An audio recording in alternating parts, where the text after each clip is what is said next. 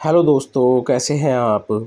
आज हम लोग इस वीडियो में उत्तराखंड आबकारी एग्ज़ाम जो हमारा 30 जून 2024 को होना है, इस एग्ज़ाम्स के लिए उत्तराखंड जीके के 20 मोस्ट इम्पोर्टेंट क्वेश्चन देखेंगे और आपको जो एग्ज़ाम में इसी तरह के क्वेश्चन देखने को मिलेंगे।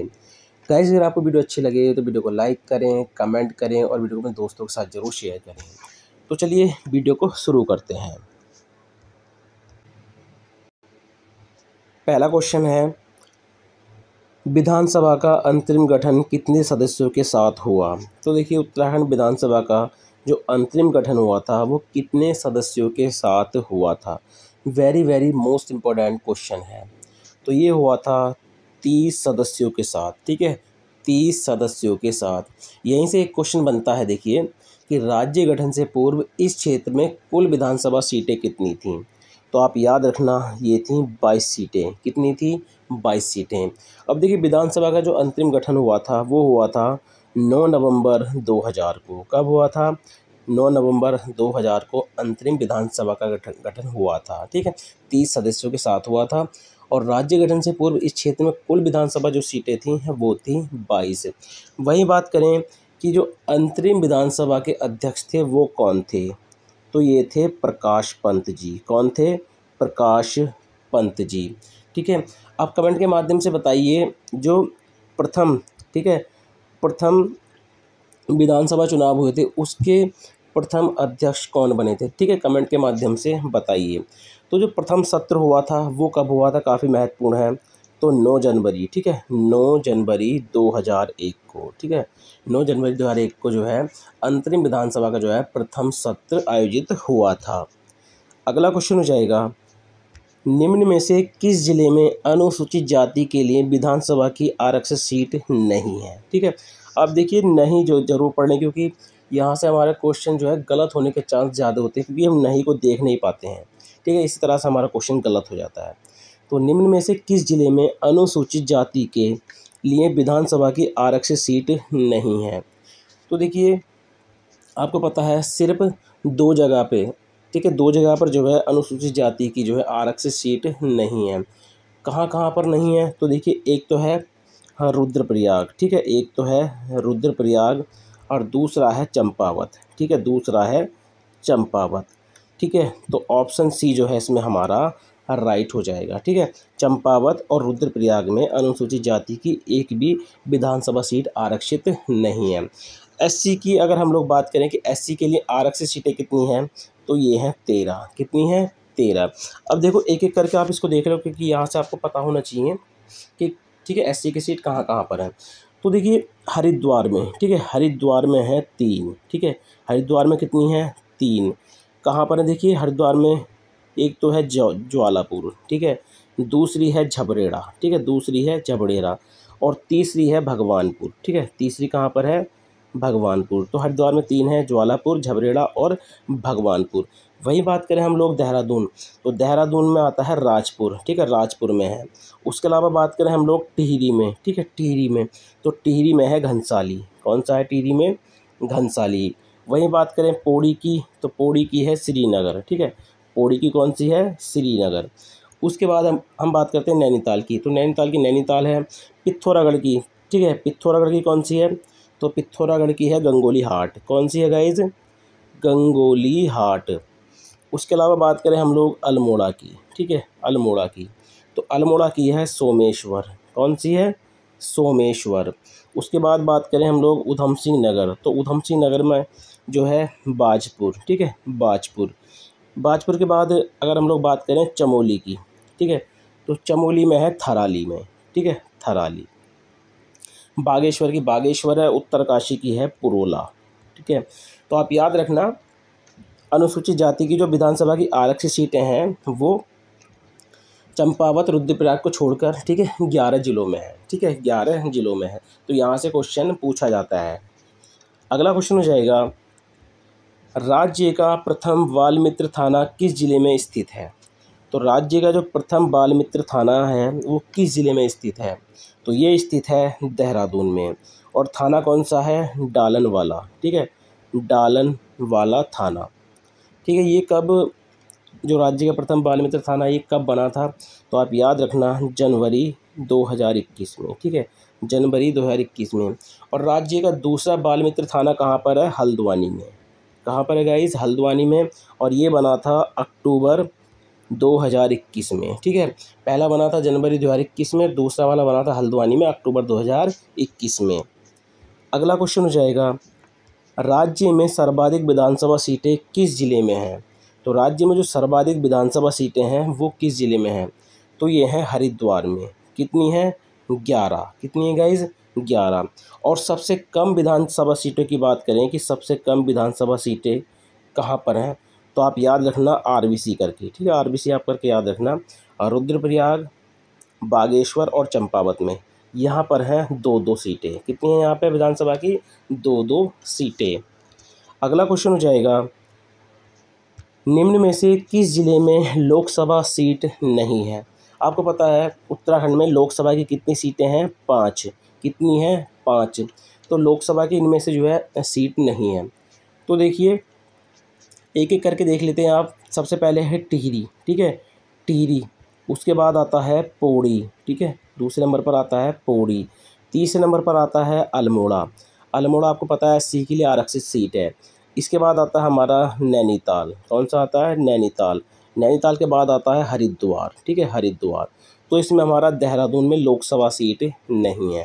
वहीं राज्यसभा की सीटों की बात करें तो राज्यसभा की सीटें हैं यहाँ पर 3। अगला क्वेश्चन हो जाएगा, राज्य में 95 विकास खंड हैं जिसमें से पर्वतीय विकास खंडों की संख्या कितनी है, ठीक है, पर्वतीय विकास खंडों की संख्या कितनी है। तो आपको पता है सभी को कि विकास खंड को क्या बोलते हैं, ब्लॉक। विकास खंड को जो है ब्लॉक भी कहते हैं।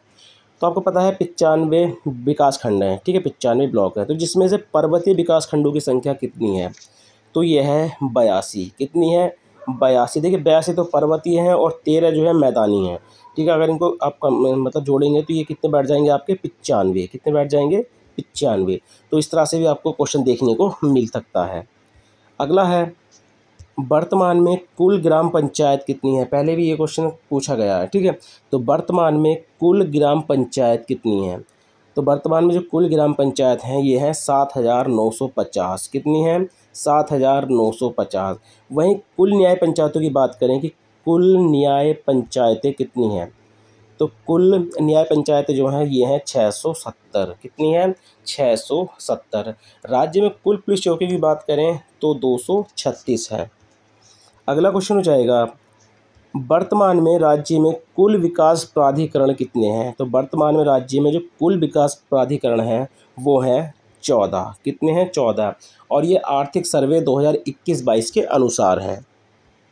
अगला क्वेश्चन हो जाएगा, राज्य सूचना आयोग का गठन कब किया गया। कई बार ये एग्जाम में क्वेश्चन पूछा गया है। राज्य सूचना आयोग का गठन किया गया था 3 अक्टूबर 2005 में। कब, 3 अक्टूबर 2005 में। अगला क्वेश्चन हो जाएगा, वर्तमान में उत्तराखंड के पुलिस महानिदेशक कौन हैं। तो देखिए वर्तमान में जो उत्तराखंड के पुलिस महानिदेशक हैं ये हैं अभिनव कुमार। कौन हैं, अभिनव कुमार। अभिनव कुमार से पहले कौन थे, अशोक कुमार। कौन थे, अशोक कुमार, ठीक है। ये आपने याद रखना है इनसे पहले कौन थे। वहीं बात करें कि प्रथम पुलिस महानिदेशक कौन थे, तो प्रथम थे अशोक कांत शरण। कौन थे, अशोक कांत शरण। तो आपको पहले और वर्तमान में कौन है ये आपको ज़रूर याद होने चाहिए।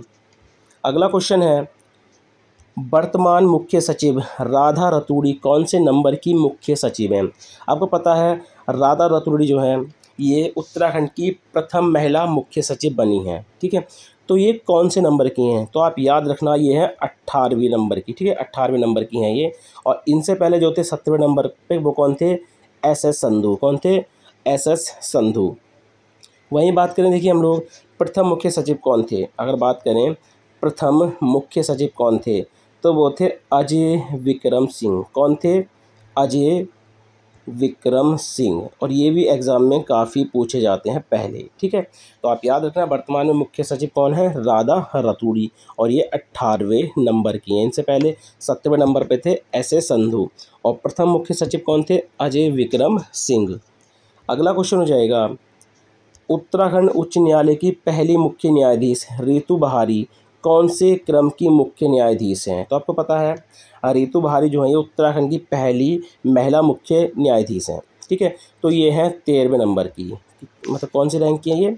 13वें नंबर के क्रम है, मतलब ये 13वें क्रम की हैं। ठीक है, चलिए कमेंट के माध्यम से बताइए, जो उच्च न्यायालय होता है उनका गठन जो है कौन से अनुच्छेद के तहत किया जाता है? वहीं बात करें देखिए प्रथम मुख्य न्यायाधीश की, तो प्रथम मुख्य न्यायाधीश कौन थे? अशोक अभेंद्र देसाई। कौन थे? अशोक अभेंद्र देसाई। चलिए अगला क्वेश्चन हो जाएगा, मैनहिर कहाँ स्थित है जहाँ से महापाषाणकालीन साक्ष्य मिले हैं? तो मैनहिर जो है, ठीक है, ये कहाँ स्थित है जहाँ से महापाषाणकालीन साक्ष्य मिले हैं? तो ये स्थित है अल्मोड़ा में। कहाँ पर स्थित है? अल्मोड़ा में। अल्मोड़ा में उसके अलावा देखिए महापाषाणकालीन जहाँ से साक्ष्य मिले हैं वो कौन कौन सी जगह हैं? एक तो है नौगांव, ठीक है, कौन सा है? नौगांव। मुनिया की ढाई, ठीक है, मुनिया की ढाई, ठीक है, यहाँ से क्या मिले हैं? महापाषाणकालीन साक्ष्य मिले हैं। अगला क्वेश्चन हो जाएगा, निम्न में से कौन सा कथन गलत है? अब एक एक करके इनको देख लेते हैं। 8 ताम्र मानव आकृतियाँ मिली हैं बनकोट, ठीक है, बनकोट पिथौरागढ़ से। 5 ताम्र जो मानव आकृतियाँ हैं वो मिली हैं नैनी पातल से। चलिए कमेंट के माध्यम से बताइए नैनी पातल कहाँ पर स्थित है? मानस खंड में राम क्षेत्र कहा गया अल्मोड़ा को, बिल्कुल सही है। धनाधिपति जो कुबेर है इनकी राजधानी ज्योतिषपुर है। देखिए ज्योतिषपुर नहीं है, ठीक है, इनकी राजधानी है अलकापुरी। क्या है इनकी राजधानी? अलकापुरी। धनाधिपति कुबेर की राजधानी और मनु का निवास स्थान अलकापुरी, ठीक है, दोनों का आंसर सेम ही है। उसके अलावा आप याद रखना क्वेश्चन पूछा जाता है कि बाणासुर, ठीक है, बाणासुर की राजधानी कहाँ है?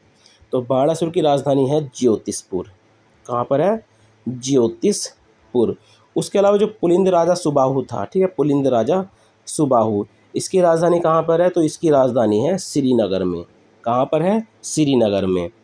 अगला क्वेश्चन हो जाएगा, किस परमार शासक के दरबार में अकबर के दरबार की तरह नवरत्न विराजते थे? तो ये थे फतेहपति शाह। कौन थे? फतेहपति शाह। अगला क्वेश्चन हो जाएगा, भारतीय राष्ट्रीय कांग्रेस की स्थापना के समय कुमाऊं के कमिश्नर कौन थे? ठीक है, तो भारतीय राष्ट्रीय कांग्रेस की स्थापना के समय कुमाऊं के कमिश्नर कौन थे? तो आपको पता है देखिए उस समय पर कौन थे? एच.जी. रॉस। कौन थे? एच.जी. रॉस। आपको पता है 85 में हेनरी रैमजी थे, लेकिन ये पहले जो है रिटायर्ड मतलब हो गए थे। आपको पता है 28 दिसंबर, ठीक है, 28 दिसंबर 1885 में आपको पता है भारतीय राष्ट्रीय कांग्रेस की स्थापना हुई थी। तो उस समय पे एच.जी. रॉस जो है ये कुमाऊं के 8वें कमिश्नर बने थे, ठीक है, 8वें कमिश्नर बने थे। और 1885 से 1887 तक जो है एच.जी. रॉस जो है ये कुमाऊं के कमिश्नर रहे थे। अगला क्वेश्चन हो जाएगा, उत्तरांचल संयुक्त संघर्ष समिति का गठन कब हुआ? तो उत्तरांचल संयुक्त संघर्ष समिति का जो गठन हुआ था ये हुआ था जनवरी 1989 में, ठीक है, जनवरी 1989 में। अगर फुल डेट की बात करें तो 11 से 12 जनवरी 1989 में। किसके नेतृत्व में इसका गठन हुआ था? तो द्वारिका प्रसाद, ठीक है, द्वारिका प्रसाद उनियाल। द्वारिका प्रसाद उनियाल के नेतृत्व, जो हमारे द्वारिका प्रसाद उनियाल जी थे उनके नेतृत्व में जो है उत्तरांचल संयुक्त संघर्ष समिति का गठन जो है 11 से 12 जनवरी 1989 में हुआ था।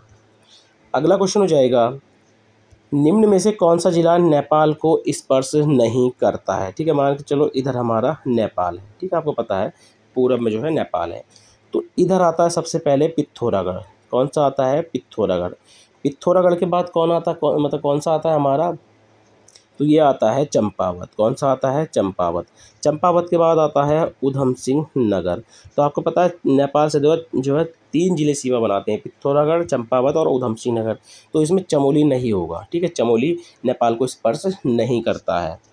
अगला है, राज्य में खीराकोट आंदोलन का संबंध था। तो देखिए राज्य में जो खीराकोट आंदोलन का संबंध था ये किससे था? तो ये था खड़िया खनन से, ठीक है, किससे था? खड़िया खनन से। अब देखिए यहीं से एक क्वेश्चन बनता है कि राज्य में खनन नीति की घोषणा कब की गई थी? कि राज्य में खनन नीति की घोषणा जो है वो कब की गई थी? तो आप याद रखना 2001 में। कब की गई थी? 2001 में। वहीं एक क्वेश्चन आप याद रखना यहाँ पे करंट का है कि राज्य में वन स्टेट, ठीक है, वन स्टेट वन रॉयल्टी, ठीक है, वन स्टेट वन रॉयल्टी नीति ये कब बनी है? तो ये बनी है 2023 में। कब बनी है? 2023 में। अगला क्वेश्चन हो जाएगा, राज्य के कुल शुद्ध बोए गए क्षेत्र में से शुद्ध सिंचित क्षेत्र है। काफ़ी महत्वपूर्ण क्वेश्चन और पहले भी ये पूछा गया है।